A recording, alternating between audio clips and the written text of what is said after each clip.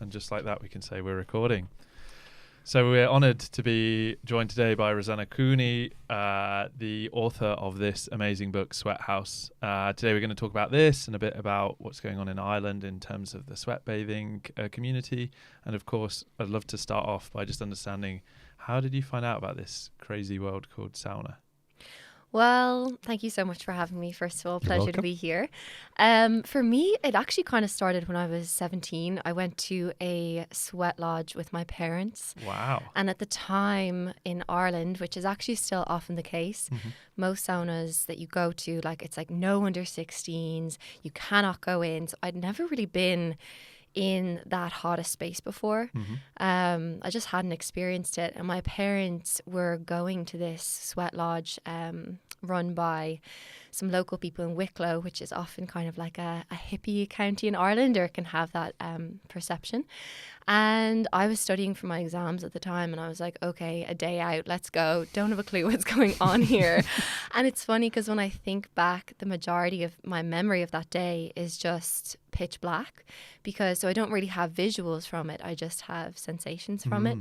And and at that time I just remember the heat and this wall of heat and just it being so oppressive, but also it then looming so large in my memory for years and years and years. And it wasn't then until I was maybe it was about 13 years later, I went to a sauna in Malmo. On the coast with a friend of mine who lived over there, and that was my first time going sea to sauna, and I felt like sparkling. Just everything afterwards, I couldn't wipe the smile off my face. I was could feel every fiber of cotton on my body, you know, everything was just alive. So it was something that I knew that I loved, and from there I started to seek out experiences in Ireland. And at the time it still hadn't become like what it is now, where there's, I think there's close to 130 different mobile saunas or outdoor saunas operating around the country. There was still kind of 2 or 3 or 4, and I just started pursuing them and going, and from there, and my background is a business journalist, so this is definitely a strong pivot. But the opportunity came up to write a book about it, and I kind of initially I thought, no, it's going to be too much fun, work should be hard, it shouldn't be this fun. And then everyone just talked sense into me and said, why, go for it.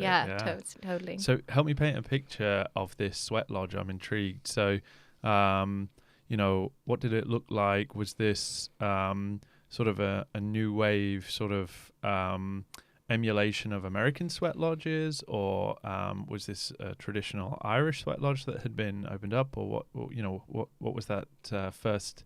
Talk it through. You say it was like a black spot in your kind of memory, but I'm just intrigued to understand, what kind of ceremony this was and what the setup was like. So at the time, how you found out about it, I suppose, were these newsletters that would be posted to people's houses who were in the group, and my mum is a psychotherapist, and it was one of her colleagues that she had met who started running these sweat lodges, and her name's Sabine, and she's still doing them, and she brings over a man called Carl Bighart from the States. I think he's Native American, and he has permission to run these sweat lodges in Ireland and in other places. And so this group came to Wicklow, and they still do, and they would build a bender structure to create the sweat lodge out of willow. I just tapped the mic if you're listening and saw glares. Fourth wall is gone. And so they would build the structure themselves, and then they would cover it, not traditionally, I guess it would be animal hides, but they would cover it in these super heavy woolen blankets. The one if you were going to a B&B 50 years ago, it was that kind of thing. And just create, I think they're usually about 5 meters in structure, and to me at the time, it felt like there was 100 people in there. So men on one side, women on the other. And it's a real mix of people that would have gone, kind of hippies, but also young professionals in a way, or people in the therapeutic spaces, or people just looking for something. And back then it really was underground. It was word of mouth, no online presence, nothing. And so Carl Bighart, the person who ran the sweat lodge, he would, open the ceremony, and they had gotten I know so much about it because I've done one recently, which is why it's top of my mind. But they would bring basalt stones from Antrim, where there's basalt that was formed 60 million years ago, bring it down to Wicklow, and the people would kind of use the basalt, place it in the fire, and then those would be the stones that would be in the fire for 5 hours, and then they'd be brought into the sweat lodge, and they would be the heat source. So it's kind of amazing because I had experienced that as a teenager, and then when I came to research the sweat lodges that were kind of evidence of them were found in Ireland from 3,000 years ago, I was lucky to have experienced that because reading the interpretation of the site, the archaeological monographs, I already had this super strong visual. I already understood that you can heat stone in fire and it can heat an entire tent for 60 people. Whereas I think if I hadn't experienced it, there would be like this really big jump to get to that point because you're so used to things being quite difficult or something like, oh, you need electricity, you need this, you need that. But actually I'd been through it where everything was done by hand. And yeah, we used blankets rather than maybe animal hides as people maybe in the Bronze Age would have used. But really the structure of it, the simplicity of it, the physicality of it was, I'm not saying it's exactly the same, but you can see the echoes and you can see that kind of movement from then to now. Wow. Did you get to witness that whole kind of process as well of the heating of the stones, getting them carried into the space? Wow, that's amazing. Yeah, and that's one of the that's actually a really strong memory because you, like everyone that was there would have, we place the stones into the fire and then you leave them and they're in their fire for a few hours until they heat up enough. And then when you're in the sweat lodge, I just remember so people outside would have been able to get the stones out of the fire on like iron shovels or forks or whatever, brought them in, and then someone would have kind of caught them with 2 deer antlers, and then you're in there, and I was in there, and I remember just seeing these glowing stones come in that look like dragon's eggs, like you can see the veins of the basalt going through, they're glowing amber, and you can actually just stone by stone, because they bring in maybe a dozen stones per round, and you're just watching these gorgeous things come in that were just these grey masses of nothing before.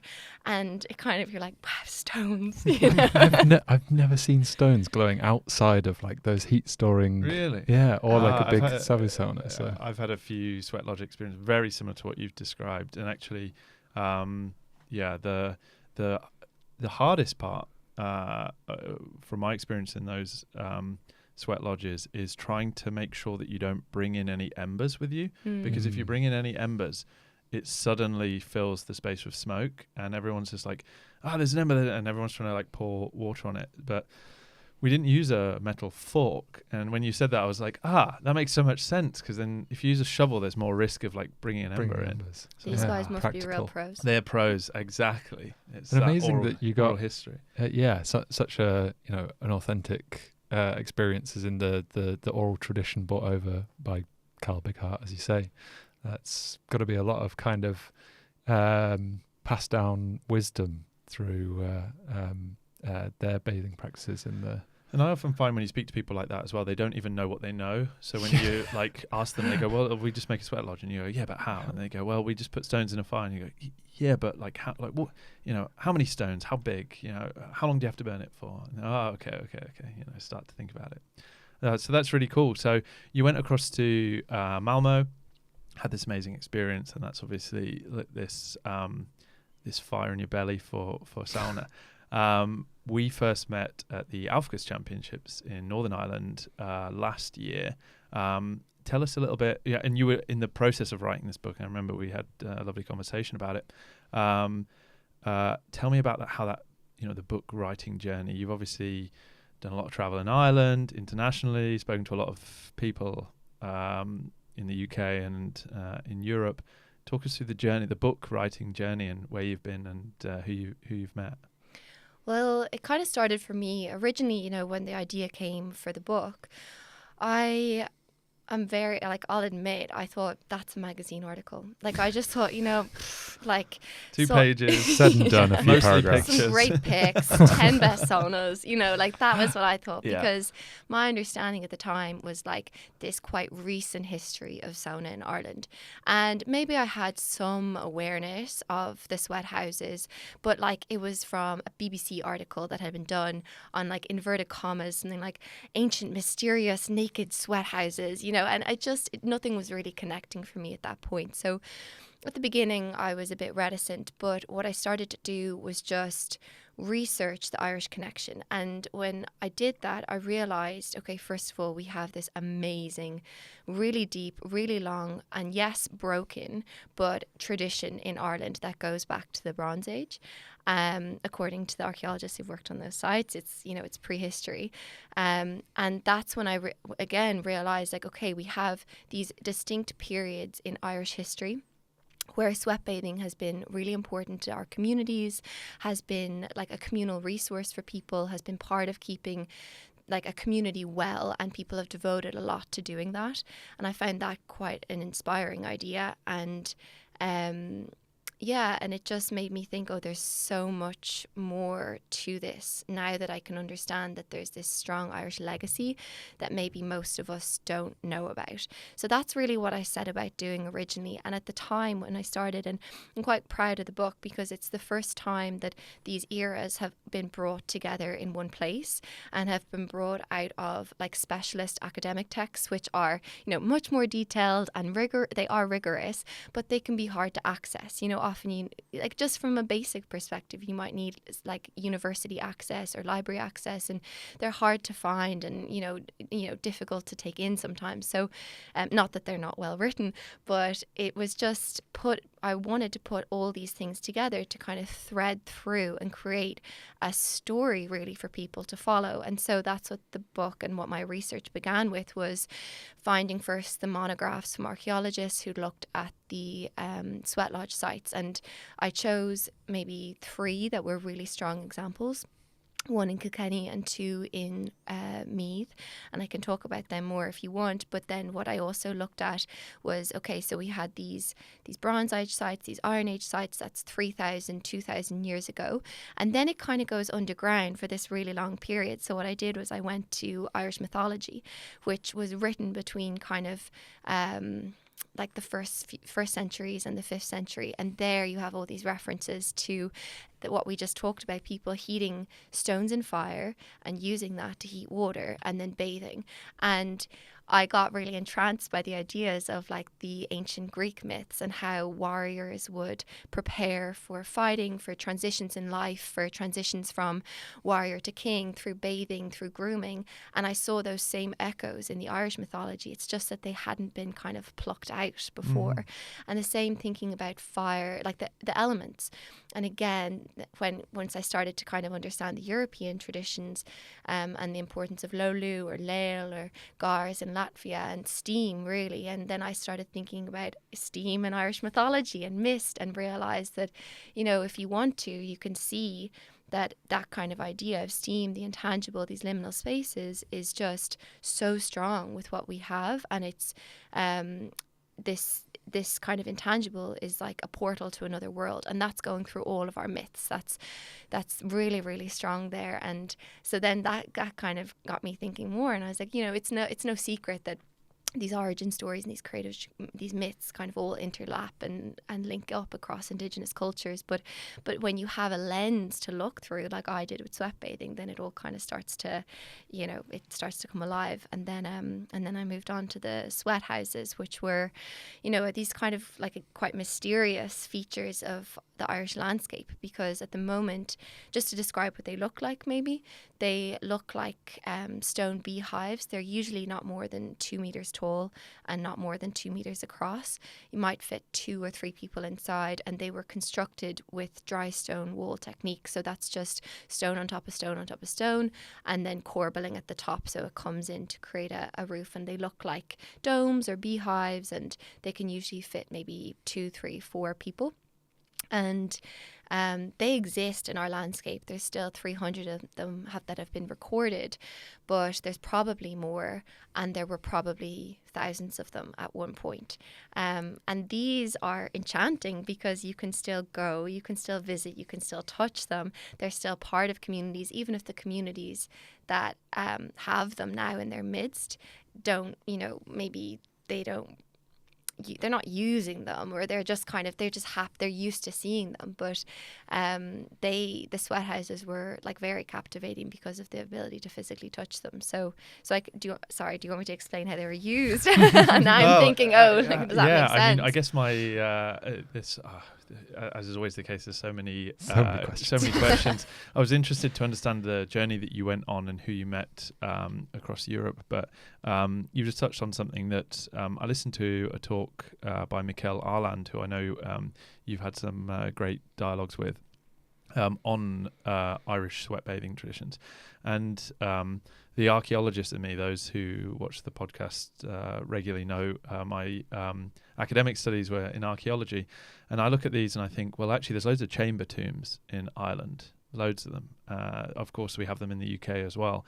But the shape, the layout, very, very similar. And, I started sitting there going, like, how many of these spaces were actually sweat bathing spaces that then saw the end of life being that, the person who built them or the people who used them ended up being buried in them. And I was sat there going, because if you just block off a chamber tomb, you basically have or if you block off a sweat house, you basically have a chamber tomb.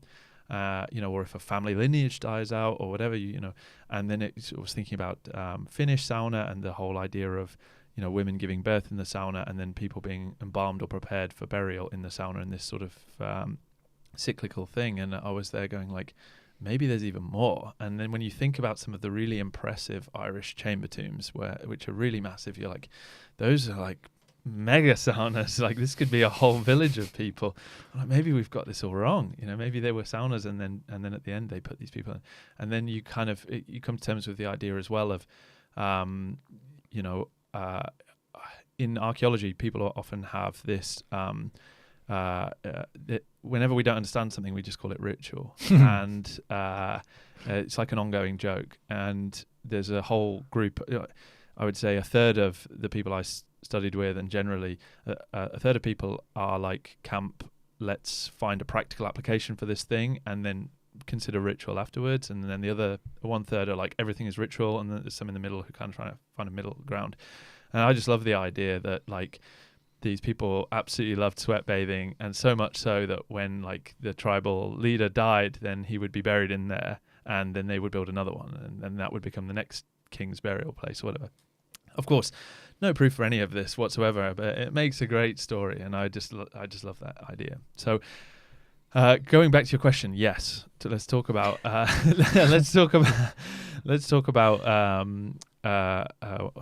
what they look like, how people interacted in them. Yeah.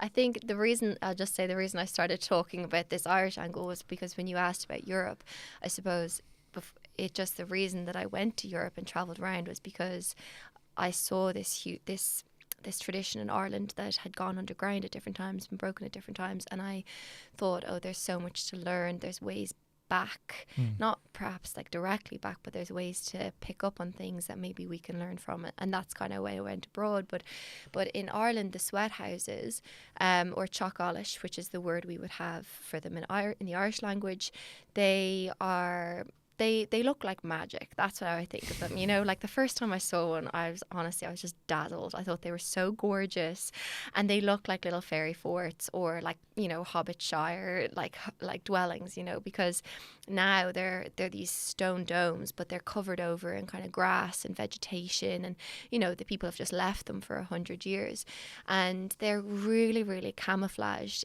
they're usually found in like secluded places and near a river, but both of those, also not always, so they can actually be in villages, and they're not always near water, but tend to be quiet places away from the mainstream or away from a thoroughfare.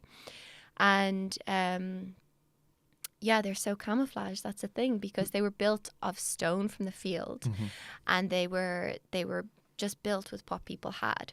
And so the way that people would use them, the stone walls essentially become the same stones that we talked about before, where they are kind of absorbing heat, absorbing energy. So inside the chamber of the sweat house, people would have lit a turf fire. That seems to be but again, probably with just what they had, lit a fire inside there and let it burn. And then when it was deemed that the walls were hot enough, that they'd absorbed enough, the fire would have been scraped out, and then rushes, so cut green rushes, would have been strewn on the ground so people could crawl in, because the entrance to them is really low to the ground. Crawl inside, and then that entrance would have been plugged with more turf or towels or clothes.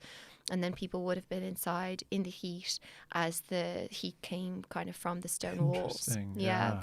And one really interesting thing, because there's not that many written references. A lot of what we know about comes from the 1930s, a point when sweat houses were already fallen out of use. But an archaeologist in UCD built a replica sweat house a few years ago, just to see like how hot it would have been in there, which when I saw this study, I was delighted, because I kept seeing all these testimonies of how it was like, unbearable heat, and like how could they have managed. But in my head I was like, well, these people have probably never left Ireland, and like how hot does it ever get there, and have they ever surely their temperature gauge is a lot lower. But then this guy Andrew Fairbrother, great archaeologist, he built a replica sweat house, put thermometers inside, and what he found so interesting, built a turf fire for 5 hours, scraped it out. The temperature inside there was 138 degrees. Drops really dramatically once you scrape out the fire, but once it's plugged again, at which point the bathers would have been inside, it goes up to 90. Wow. Perfect. Yeah. Lovely. So kind of like what we would have today. So it's funny, because some of the testimonies that you read of, about how people use them, that's it's kind of really variable. People say, oh, you could have been there for 30 minutes, and others are saying, oh, you're in there for 5 hours. And I kind of think there's this like, we can understand that, because even now, like, you lose track of time in the sauna. So it's kind of that same idea. I think people had no real idea of how long you were in there for. But yeah, 90 degrees and the temperature obviously dropped, but serious heat. Imagine if it rains. I was going to say, whilst I imagine that no one's throwing water, you've got a structure that is inherently like prone to holding damp and harbouring moisture. So particularly if you then cover the ground in leaves, it's going to get quite humid. We know how rainy it gets in the Republic as well. The Emerald Isle. Imagine being in that space when it's raining and you've got this steam warm from droplets coming through the stones. Fantastic. There's so many cool things you could do and play around with that. So do you know if the experimental archaeology sweat house is still standing? Is it still? No, I think it's been cleared. Oh no. But there are lots of people at the moment who want to build them, because there's a lot of momentum in Ireland around it, and I think that feeling of wanting to just know how it feels, because one of the really kind of frustrating things for me, but mysterious things, is that even though they were used quite recently, really up until the 1900s, early 1900s, there is not a single known testimony of someone who used one. So you just have this gap of knowledge. I think that's something to discuss in more depth now as well, is that you mentioned before about how it's been underground and broken at various points in history. And you've kind of maybe drawn the link that either the oral tradition continued through mythology, or maybe people somehow managed to rediscover it. But I know Mikkel briefly spoke about the Great Forgetting. Was that around the famine that there seemed to be this kind of loss of the tradition and the culture surrounding the bathing? Yeah, it's a great term, and this archaeologist Anthony Weir, I think, was the one who coined it, and he has some really interesting theories, but the idea around the Great Forgetting is that you had these sweat houses. Again, we don't know when they first started being built. We just know that they were definitely being used from 1796 onwards, because this French traveller came over and decided to walk around Ireland and build and try out a sweat house, or he went to see one. So that's our very first reference, is this point, 1796. And then we know they were used up till 1900s. And then, but the famine in Ireland, the Great Famine in Ireland, happened 1845 to 52. And after that, you know, what I think is interesting is that the sweathouses were built often as part of like quite an egalitarian system of farming that then was destroyed after the famine because people were moved off that land. It might have only been moved 50 meters down the road, but they were moved off that physical structure, and it's almost like the sweathouses were left behind.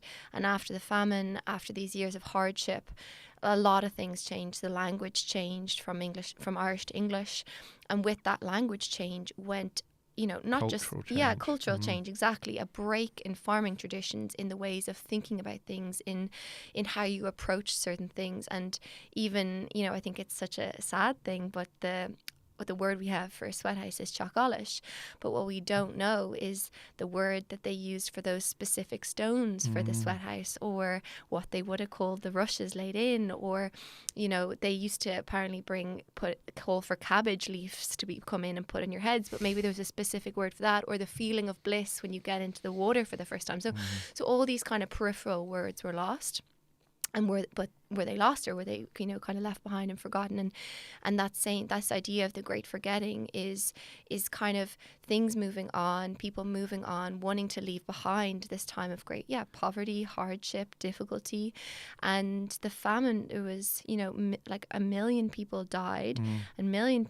I actually should check that, because maybe it was more, and people emigrated too to the States. And that's a fascinating thing, that when people emigrated to the US, they, as far as we know, they didn't bring the sweathouse tradition with them, because sweathouses weren't built in the US as far as we know. But what there is evidence of is one in Australia. Wow. Yeah, which is like really, really like lit me on fire, because I kind of thought, oh, maybe they weren't that important to these communities. Maybe they were something that just, they just put them there, and then once they moved on, they were forgotten. But there was this group that went out to work in copper mines in Kapunda in Australia, and they rebuilt that same egalitarian system of farming. They kind of rebuilt themselves of an Irish community with lime-washed cottages, and they played hurling, which is one of our national sports, and they built a sweathouse. And so you see that and you're like, no, it was important. Yeah, I think one of the important things is this, for oral histories and oral traditions, is a critical population mass. So one of the things, you know, going way back when, that we used to discuss and look at is, you know, what's the population threshold at which you lose important parts of your cultural tradition. So, you know, if you lose half of your population, and a lot of those tend to be the elderly or the more frail or the weaker, of course there's children, etc. in there as well. Those are the people, you know, the grandmothers are the ones who carry the oral traditions, and the sort of people of working ages are more pragmatic. And you think, if people go overseas, you go to America, you go to this new world, your first thought isn't, how do we set up Ireland in the US? It's, we have to just fit in here, guys, and do what we can and get by. So a lot of that can be lost quite quickly, and there's you know, really sad stories, even obviously colonial times, but even pre-colonial times, of these sudden, you know, critical changes, whether it's environmental factors, disease, famine, disasters that lead to sudden losses. And this whole thing reminds me, I've got a really nebulous memory of a documentary I watched, and you might know this. It was a documentary filmmaker, I guess in the 50s. It's a black and white thing, of a guy who went around the Republic trying to record communities where they were still quite illiterate, so they didn't have these histories written down and could see what was going on. And one of these documentaries that this guy made was about the Curragh and communities in Southwest Ireland. And this conversation is just making me want to go back and try and dig that out, because the reason I watched it in the first instance, my kind of history in ancient technologies, is because in that world, in the ancient technology world, the amount of stuff that even 70 years ago, there were communities still practicing things that just so expedient solutions to things, and they go, oh yeah, well we do it like this because of this, and now we're like, oh okay, that makes so much sense, and we even today we have a more contrived or more difficult way of doing something than they did. So and this example, they make these really lightweight currachs, which look almost dangerous to be. For anybody who doesn't know, a currach is like a coracle. It's like a canoe, but it's round or shell, like a tortoise shell kind of shape. And these guys go out and do fishing in these boats in these massive swells. And the guy's kind of asking them why they do it, and they're like, yeah, well, because if you have a really big boat, it just gets thrown around in the water. But if you have this small boat, it kind of rides all the waves. And he's like, oh, okay, that makes perfect sense. So yeah, I mean, it's clear that there was a really important story which has somewhat been lost, but amazing to see that it's kind of now coming back. And tell us kind of a little bit what's going on in the Republic right now. We sort of hear whisperings over here, but it sounds like there's a huge boom in that space, literally as we talk. Yeah, definitely. I think, sauna was in Ireland, but it was in like gyms and leisure centres and spas, and maybe people use them, but I think they tended to be kind of maybe not quite understood, and there was no real, maybe just not the same level of devotion that there is now. And then in 2012, a woman called Shirley Fitzpatrick, she kind of had this idea that she wanted to sauna and then swim in the ocean. So she built a mobile sauna and went from there. And for years, she was actually, again, kind of underground. Like, she almost used to hide her sauna in different places, wouldn't tell anyone where it was. And people would just be kind of out looking for it. And for traveling from all over the country, and she had like no booking system, no online presence. She just was her, and people kind of found her. And she now is in kind of between Glengarriff and Cork and Glenmalure and Wicklow. But she was really the first person, I suppose, to my knowledge anyway, to bring a sauna outside and to put it beside the sea. And in a way, I find that idea makes sense because, in the Irish tradition, these sweat bathing places have been outside in nature, and there's been this really strong connection there.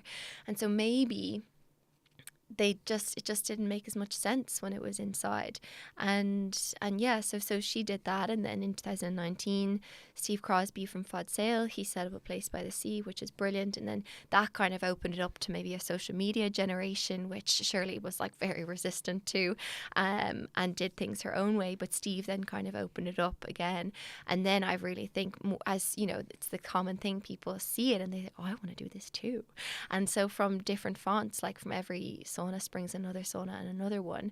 And now, yeah, it's they're all around the coastline, they're in cities, they're by rivers, they're by lakes, and it's become, I'd say it's common, like similar here. It's become now, you hear people say, oh, should we go for a coffee or should we go for a sauna?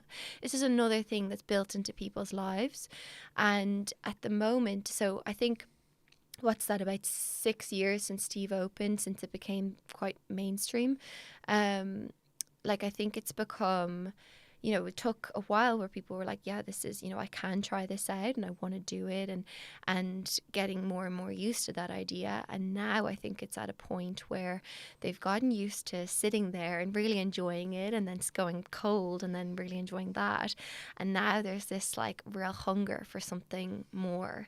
And that's kind of where, you see it even in people wanting to try, I suppose, a different aromatherapy, or they love putting mints on the stove, or but I feel like there's, just a hunger for more.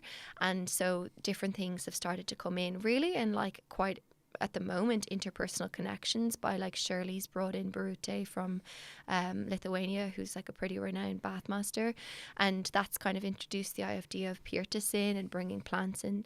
But it was really just like personal connections, it seemed like, until now. But then it's kind of, that's how it starts, right, and how it rolls. And I think that's where we're at now, is this wanting for more and wanting to experience more and try different things. And also, and that's kind of what I've been trying to do, is just show like, well, there's a really strong claim to what was here already, and it's really nice that we can kind of mix and layer and interweave cultures and things, and try more. Yeah. What do you think the future looks like for Irish sauna culture and sweat bathing culture? It's a great question. And when I started the book, I was thinking, I was still kind of like, oh, is this a fad? I better get this out quick, in a way, because we just didn't know where it was going to go. But now, about 2 years on, I'm like, oh no, I think this is here to stay. There's enough permanence. There's a permanence to it. And you see that even just from a practical perspective of how much more money is being invested into people's places. Like, yes, there's some great saunas like in a car park by the beach, but people are also putting real money into them and like really getting long-term leases and really like wanting to be there and wanting to be part of the community. I suppose what my hope is like when I looked at the tradition in Ireland, I saw these as community spaces. So they were places that weren't proprietorial. They weren't, they didn't cost anything. People kind of built them for each other, and then people used them in a therapeutic or gathering or ritualistic sense maybe. And I see that as kind of the most hopeful way that this could be, that this isn't something that's for elite or that's purely, in the hands of the few people who can afford it, but it's something that becomes, I suppose loads of people have this hope that it's recognized as something that's, that should be part of everyone's life and that you should have access to. And so my hope will be that enough people start to feel that way, that maybe it's opened up more and more, because I don't know, it's still expensive. If you want to do it 2-3 times a week and you want to go not to a gym but to a mobile sauna, it's like 15-16 euro a go. That adds up for most people really to be a lot.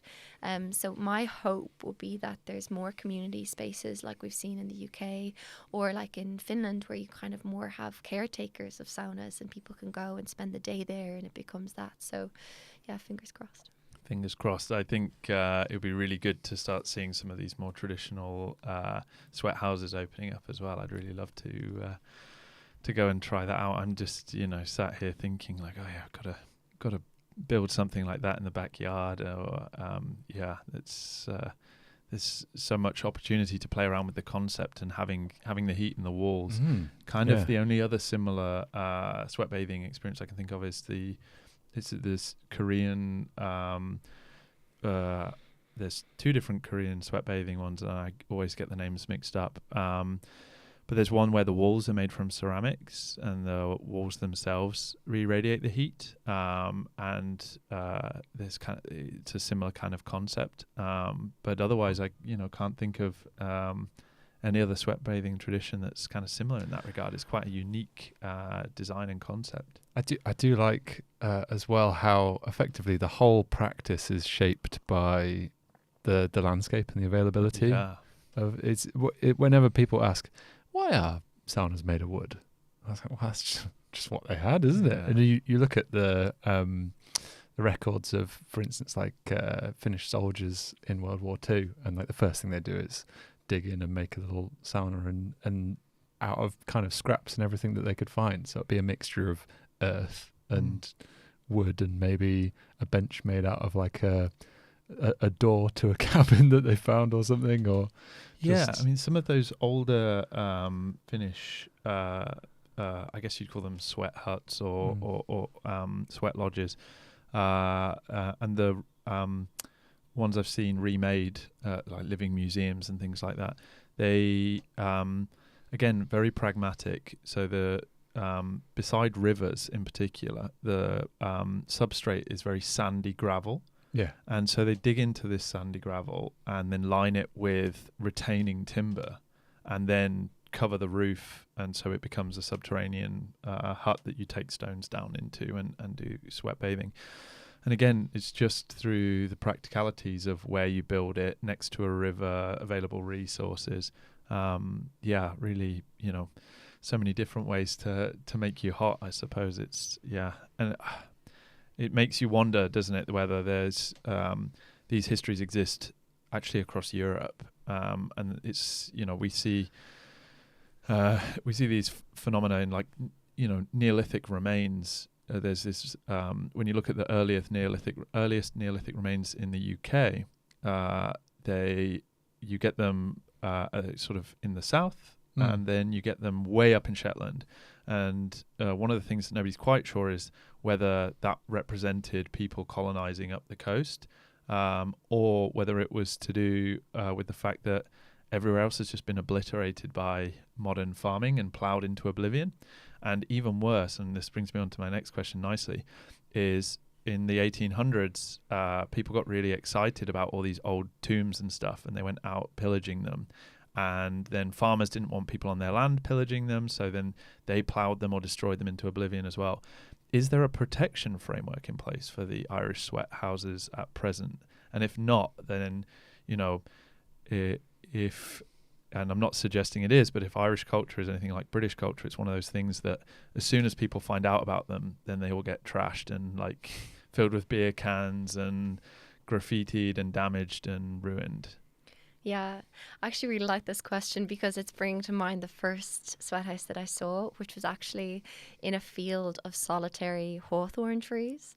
And hawthorn trees in Ireland are revered. Like they are, you know, you'd never cut one down if it's a solitary one because you will face the wrath of the fairies. And there's just too many stories people feel in their bones that they would never cut them down. And so when I saw that, I thought, wow, it's really working because this sweathouse is perfect, you know. And so this field has been left alone. It's, you know, modern agriculture hasn't touched it because you can't touch these trees. And so the sweathouse, you know, is this beautiful binary function. Yeah. But they also are protected. By the National Monuments Act. So what that just means is that you can't like interfere with them without, you know, the landowner has to apply for permission. But you do hear stories. I think there was, you know, just personal stories like Aidan Hart, who did the Leitrim Sweathouse project, which they actually discovered between 2021 and 2022, 30 new sweathouses that had never been recorded, which just gives you a sense of how many more are even there that we just haven't written down. He told a story of a man whose son had sadly been killed near a sweathouse, and he just took it down because for him those two events and that physical and that event were connected. So I think there is a framework, but they're not being touched. You know, they're not preserved. They're out in the open. Sometimes they're in field with cattle. Like it's a little bit. I would say it's there, but it's low key. Yeah. I mean, we have protection frameworks here in the UK for monuments, and even now, I mean, I could drive you 20 minutes from here to a Neolithic long cairn that gets ploughed every year. So, you know, there's just because it's protected doesn't. And similarly, I quite like seeing things still having that utilisation. So if you go down to Salisbury plain areas in southern England around Stonehenge, there is a lot of people don't realise that around Stonehenge there's loads of other amazing places, stone circles. There's a place called West Kennet Long Barrow, beautiful long barrow with chamber tomb that you can walk into. There's nobody ticketing it, you know, anybody can walk in there. And the first time I went there, there was a group of hippies with incense. I would reason that there was probably psychedelic substances. They were drumming in there, and there was this really, like I went in there. They, you know, didn't stop anybody going in or anything. They were just in there doing this kind of ritual thing. But actually, at the time, I was like, wow, this is a, you know, whether this is what was happening back then or not, it's a really powerful experience. And to go in somewhere where you're there burning incense, very heady, drumming going on, you know, and they weren't damaging anything. They were just utilizing the space. So I think there's that kind of balance of like, you know, nobody should touch this, nobody should utilize this. I think if the structure is sound, I would love to see people go and actually utilize these spaces and try and reignite those traditions. But at the same time, you know, we see there's websites, for example, a bit like urban exploration websites that have been set up. And one good example is during the Cold War in the UK, the Royal Observer Corps was set up to monitor to see if there was any nuclear blasts. And so everywhere, people don't realise this, but they're everywhere. There's these bunkers all across the UK. They're about the size of a shipping container inside, and they all have a ladder that goes down. And somebody showed one local to where Max and I were brought up to us. And, you know, only a few people knew about it. It was the coolest place to go, take people to, because you go immaculate. Yeah, immaculate. You go in there and it's like cold. There's maps up on the wall. You know, there's bunk like beds and post from the 90s. Yeah, all sorts of weird and wonderful stuff. And they were all closed down.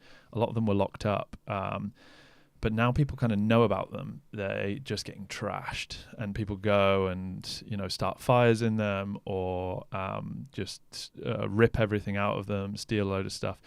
And it's just one of those things. It's like trying to find that balance between bringing something alive in the community and then it becoming essentially detrimental to. Yeah, and it's that whole, and the irony could be that these places, liminal places that were kind of for rites of passage or for that kind of, as we would consider it in modern terms, teenage anti-structure where people can go off and be by themselves, and like Australian Aborigines go off and walk about in their teens, and these other places that. And in modern times, we may be kind of hindering that by going, we can't have young people go and ruin it all or whatever. But it would be a shame for them all to suddenly, people start going and making big bonfires inside. And it would. Yeah, I'd like to go and see them though. I think, you should come. I'll bring you to some really nice ones. Yeah, I'm pretty terrible with maps actually, and it was like really hard for me because I was like, honestly, there was one time I was standing in front of this structure and I was like, how is this a sweat house? I don't understand. I was like, trying to do the mental gymnastics, and then kind of before I turned to leave, I just like something caught my eye over the other like 5 meters away. I walked over and it was the most perfect, beautiful, incredible sweat house, and I was like, I would never have seen that, so they really are so hidden. So I think maybe a good thing would be like if a few of them, and there are a few of them, especially like because most of the sweat houses are found in the northwest of the island. But if a few of them were kind of in places that were accessible by, road and that you could kind of control people visiting, that would be great. Because some of them, a lot of them are on private property actually. But if there were just a few examples that were decided on, then it'd be great if you could visit them. And there are a few, but maybe some more would be great too. Do they have any that are sort of set up for tourism with signposting, explanation of what they actually are and how they work and etc.? Yeah, there's one that I really liked in Moneygashel in Leitrim, and I mean it's just literally like a sign that says Sweathouse, and then you go in, but at least the arrow kind of points you that way, and you can just walk into the field and see it, and it's just as it is, and you can climb inside, and it's really nice. And actually Michael Allen came with me to that one. We did a week around, and he was so funny because he was like, okay, I want to try some singing, some guttural singing, and my Irish sensibilities, I was like, oh my god, they're gonna hear us, but I was so glad he did, because he was just checking the acoustics to see what it was, and it gave this really interesting experience where the sound in there was actually so dead. It was like this really enclosed space that so it didn't resonate, didn't echo, didn't boom. You weren't like it didn't bring anything. It was actually like a very insular experience. So I was grateful for his American bravado in that moment. But another one, there's one that we visited in Cadoo in this village, which has been reconstructed, and there's kind of some bronze plaques and things, which is really nice because it kind of seemed like the place you'd bring your kids on a walk around it or something. But it didn't really have the same feeling to it as coming to one in a forest or in a field or finding it. So it's that balance between places that have been maybe reconstructed and are nicely paved and nothing's going to fall on your head, versus actually getting to sit there and be like, wow, maybe the last time someone was here was when they were naked and sweating. Wow. The other great thing about this book is the way that you've laid it out, and we talked about this before, is is you're doing a reintroduction essentially for the Irish people of sweat bathing, connecting the Irish public with a history that has perhaps been forgotten about, but also bringing this is not to make it sound heavy, because it's written in a really nice approachable way, but it's essentially like a thesis on everything from the history broadly in Europe, the history in Ireland, and then where we're at now, what's going on in the industry, and then there's even sections in there that sort of pave the way on health benefits and health benefits research. So particularly, for anybody interested, and particularly people interested in the sort of more ancestral connection, but also just understanding where we're at in the industry. This is so well written for that. Hats off to you. That's and it's nicely structured. You talked about the elements before, and the way that the sort of chapters approach that ties those things in as well. I'm always curious to ask, on this journey of discovery, you've been out across Europe as well. You've tried other experiences. What was your sort of takeaways from the different experiences that you've had across Europe? Oh, that's a big question. The big thing for me discovering was probably how healing they can be, actually. Like I had come, like I said, I'd had that experience as a teenager, and then, you know, some really brilliant experiences in Ireland where I was just like, you know, eyes wide open, just loving life afterwards and feeling that in total endorphin rush. But I wasn't thinking before about sauna as a place of where real change could happen. Like, to me, that idea, you know, if someone had said that to me before, I'd be like, okay, you know, like, I just wouldn't have believed it because I hadn't experienced it. And then I had these few experiences, mostly with like guided sauna sessions, where, you know, I just realized for me how much change could actually happen within my own body and in my mindset, I suppose. And all of that sounds like quite out there in a way. Sorry, I hadn't gone into any specifics yet, but it sounds quite out there. Like, how could being in a hot space change something, or how can it feel like a therapeutic thing, you know? But I really found that, and that really, really surprised me. And I know, say, like Michelallen and Ristoloma and Barute have done kind of things with sauna aid, thinking about like PTSD and how sauna can help that. And to me, again, I was like, oh, you know, that's interesting, but again, didn't know it. And then when I went to Estonia and met people there, and in Finland and Lithuania, and had these really strong sauna experiences, I was like, oh no, this is like quite a healing place, and it should be open to as many people as possible. And I suppose then that again made me really think this is something, when maybe in the Irish culture at the moment, it's really focused on like health benefits, and that, of course, that's brilliant, and really, but can also be quite focused on this quite prescriptive way of doing things. So like, you go in and you have to do this amount of minutes, and then you should really try and stay in the cold for this amount of minutes. And kind of what I learned was like, oh no, this is a place where if you can just listen to how you feel, that's a much stronger practice, and you'll probably come out of it feeling a bit different than if you've looked at your watch the whole time. So that was the big thing for me, was just realizing like how much of what's possible in there. And what are your kind of key takeaways from the differences in sweat bathing culture in the Nordics and continental Europe versus the UK and Ireland at the moment? Definitely, like Latvia, Lithuania, the plants. Oh my gosh, like so many plants and anything. And it was exactly what you said earlier, and what you're saying about like people just using what they have. So like bringing lilac in because it's in season, and I had never seen lilac in a sauna before, because I was like, oh God, the umbels will be everywhere, you know. But then it was beautiful, and so that was a big thing, was just like what they have in season, and that inherent knowledge of being like, yeah, that'll work, no that won't, yeah, that'll work, no that won't. And I loved that about those places, the forest being brought in and the smell of it, and just kind of the peace that comes with it. And then for me, learning about Lolu in Finland, like really learning about it. And I don't know if you've been to Rajaportti sauna in Tampere, yeah, and met Alex and talked to him for like, I don't know, 7 hours.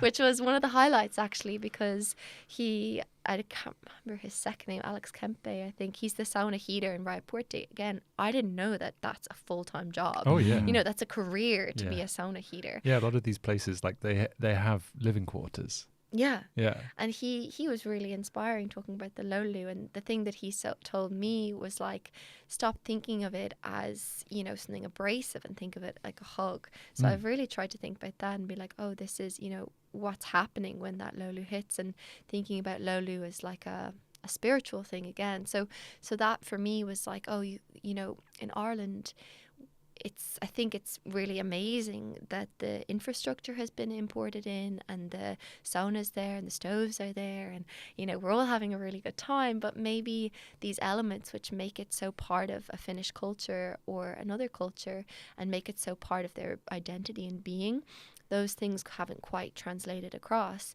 and maybe they won't, and we'll find our own way. But I think in a sense it's like the physical aspects are where we are in Ireland, and we're like finding our way back to maybe another kind of meaning with it and a deeper meaning with it. It's one of the things I see in the UK that I sort of see, it makes me wonder about what the future is for these newer sweat bathing cultures, or in Ireland's case, this re-emergence, where, because we're untethered by we don't have a cultural history of it particularly strongly. Yes, we have Turkish bathhouses from the Victorian era, there's Roman bathing, etc., but there's no cultural memory of no, this is how we do it, and this is what the why, etc. There's some amazing things happening where we're just totally finding our way, and we've talked about it before with previous guests about Brits kind of riffing on the concept of sauna and what it means, and in the UK you hear about people doing life drawing in the sauna, or poetry in the sauna, or music, and literally playing live music in the sauna, and things that in other cultures would just be seen as like heresy, basically. And I think that's really, really good. But I'm also always a little bit cautious of. There's a great book called Karma Cola, which is about the 1960s, 70s hippie trail, and the idea that all these Westerners came, like hundreds of thousands of Westerners came to India, spent 3 months there, and all came back being like, we're now gurus, and like we know all about yoga and spirituality, and the whole thing was actually that. The irony is that India is such a complex place with many languages, many ethnicities, caste groups, religions, that most Indians don't really understand Indian culture. It's so varied and so diverse, and it is a subcontinent in that regard. And the author is an Indian person writing about how they lived all their life in India, and even they would never even go to the length to be like, I understand Indian culture because it's just so diverse. And these Westerners were coming across for like 3 months and then going back being like, I've been there, I've had the awakening, I understand Eastern philosophy, and I'm now a guru and a yogi master or whatever. And the title of the book, Karma Cola, is this idea that they wanted something that they could productize and that they could sell in the West. And so I'm always like, which way will this go? Because it could end up exactly like you said, becoming this, and it may go both ways, but it could end up being this amazing community space, which is all about wellness and all about these great things that we've talked about. And it could end up becoming this sort of productized, like, come and get your wellness in a box at 15 euros a slice. The only kind of broader positive that I always see in this is like the yoga came across in that time, 60s, 70s, and in part slightly earlier as well. A lot of people still do yoga every single day. Some people do it in a community center. Some people do it at home. Some people do it at a yoga retreat. Many of those people are not involved in Eastern philosophy. They've just worked it into their lifestyle as something that's good for them. And my hope is, in the very least, that sauna does carry that. If there's one positive takeaway long term, is that it becomes like yoga in that it's something that many people take as part of wellness on a day-to-day basis. I think it has more of a chance to, because yoga takes effort. Right? No, but it does. And actually the thing that I think I quietly hope proliferates across all of sauna in the UK is at its core it's just a social practice. It's the new place to meet your friends. It's better than drinking. And I think that another topic we've discussed many times in the past is why is sweat bathing prolific across history, and sure, you might have something quite profound as an experience, but actually it's probably the pragmatism of washing and bathing, how efficient it is, and that sure, it is good for you, but it's like it's kind of struck this chord, this holy triad of like, it's pragmatic, is good for you and it feels good. Like it's not really got anything going against it.